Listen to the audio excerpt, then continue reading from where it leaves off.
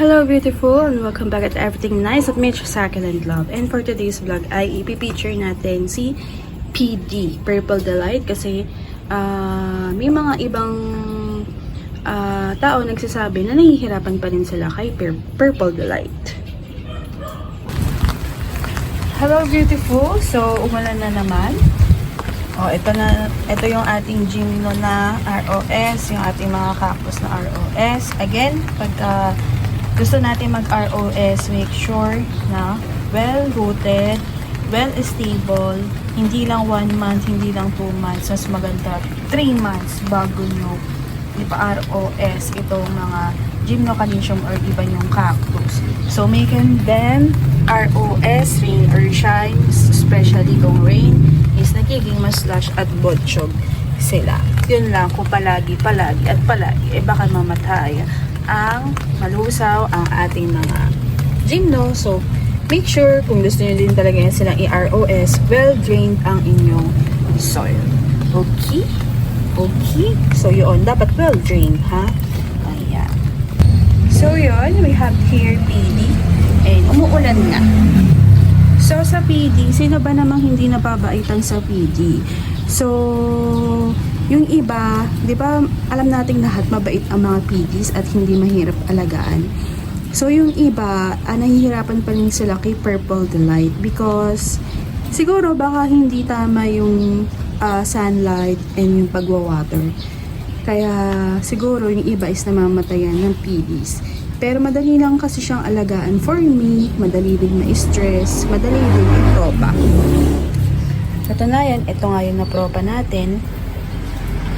So, kahit mahulog sila dyan, madali lang talaga sila i-propagate. Ayan. Ayan pa yung isa. Nag-i-start na.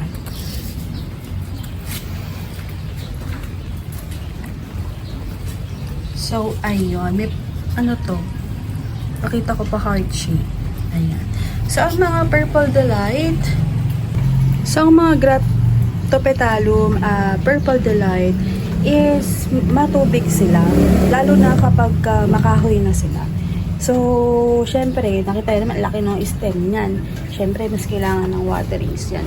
And, for those na nahihirapan kay Purple Delight, I think mas bumili kayo ng mas makahoy kasi mas matibay sila sa lowland. Pero kahit naman hindi makahoy is okay naman. Pero some is nahihirapan at sinasabi nga na sumama na sa liwanag. Ayun. So, ayan. So, sa PD, ang unang nai-stress is yung kanilang gitna, no? Kasi yung ibang succulent is yung tip ng kanilang rosette. But the PDs is starting na mag-stress yung kanilang gitna. And then, eto ha, kapag bumibili ako ng PD at nakikita ko sa Baguio yung mga PD nila, iba yung stress nila, iba yung kulay nila. Dito kasi ganyan lang. It's just violet talaga. Violet lang siya, pero doon sa iba, meron siyang parang red-violet na may paltik-paltik sa mga sides ng mga leaves. So, ayun. Pagdating dito, ganyan lang sila. So, matubig ang mga PDs, pwede din naman na hindi para mas ma-stress sila. But also, they love water. So, yun. Basta kahit naman organic or drainable, ang inyong soil mix, carry lang. So, hindi ako nahirapan talaga sa mga PDs. And, mabait talaga sila sa lowland. Ayan. Ganda talaga ng mga PDs, no? So, yung parina nila, yung parang may mga nag-touch ng parina dito.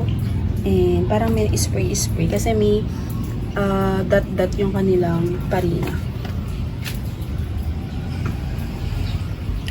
So, yun. Ang care tips ko sa PDs is nasabi ko na.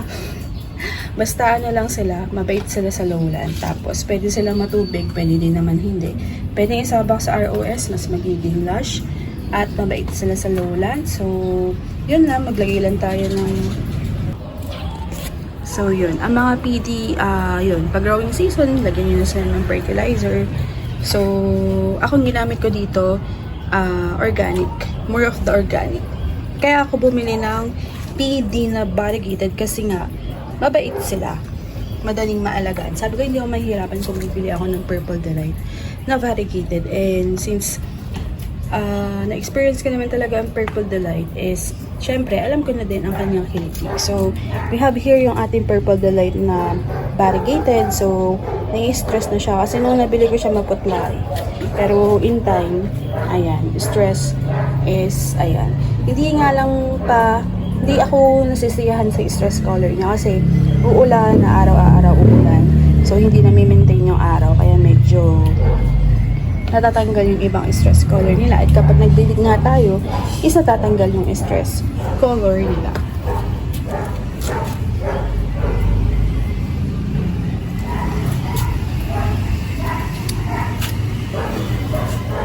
So, yun ang aking care tips about sa ating PDs. Ayan. So, I hope nakapagbigay ako ng konting kaalaman sa ating PDs. And I'm sure makakapanood nito, love din ang mga Purple Delight. So, thank you for watching Everything Nice at Mitch. Cycle and Love. This is your nurse, Pentito saying, God bless po. At laging mag-ingat.